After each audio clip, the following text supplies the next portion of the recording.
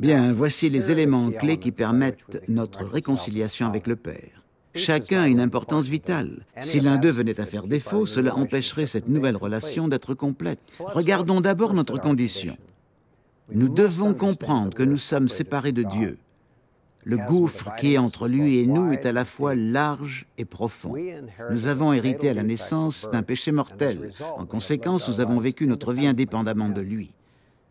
La Bible met en lumière cette triste et choquante réalité. Tous ont péché et sont privés de la gloire de Dieu. Si nous n'arrivons pas à reconnaître le fait que le péché nous éloigne de Dieu, aucun chemin de retour ne sera possible, car nous n'aurons pas besoin d'un sauveur. Deuxièmement, le remède de Dieu. Nous devons comprendre très clairement qui est Jésus, ce qu'il a fait pour nous, afin de pouvoir placer notre foi en lui avec assurance.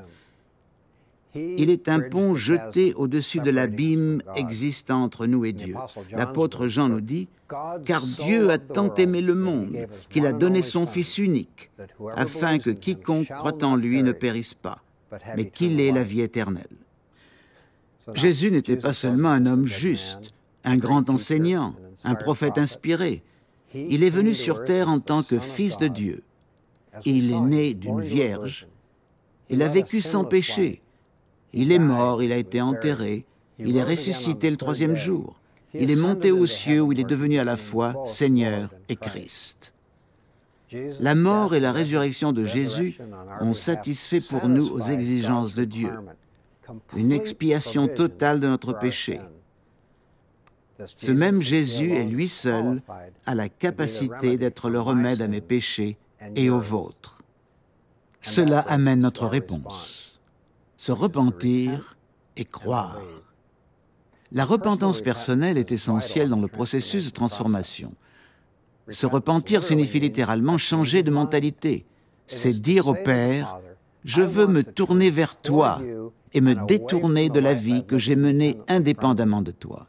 Je suis désolé pour ce que j'ai été et ce que j'ai fait, et je veux changer de façon définitive.